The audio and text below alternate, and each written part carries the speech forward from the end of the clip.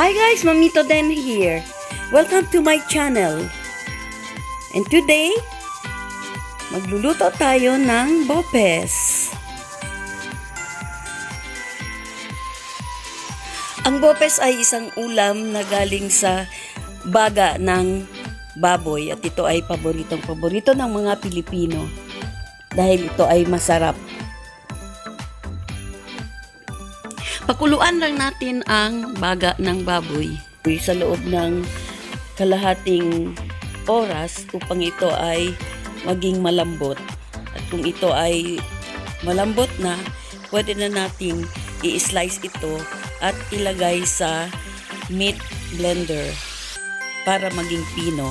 O pwede din na gayat-gayatin lang ng maliliit.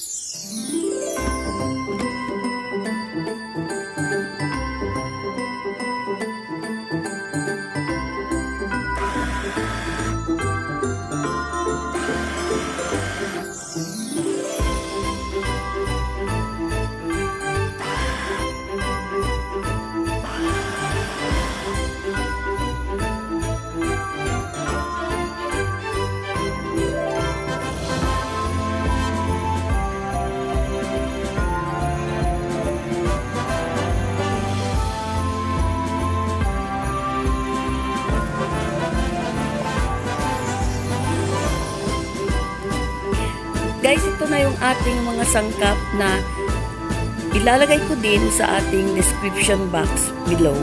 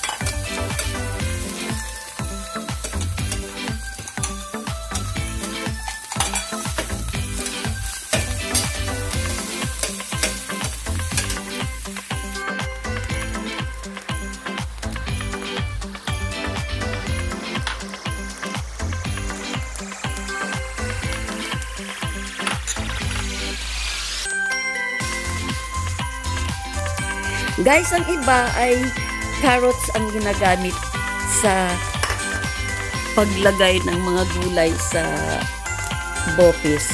Pero mas masarap ang radish. Paglabanos ang gagamitin natin sa paggawa ng bopis. At dito sa Zamboanga, yan talaga ang specialty pag bopis.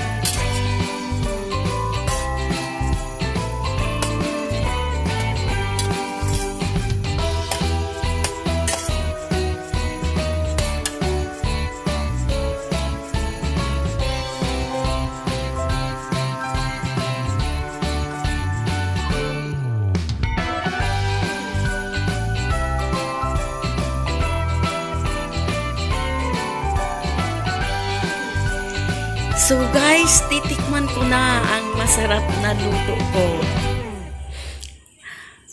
Ayan na. This is my favorite talaga. Gusto kong pagkain na ito. Masarap nga. So guys, sana ay nag-enjoy kayo sa panood ng video ito. And please don't forget to subscribe. Thank you!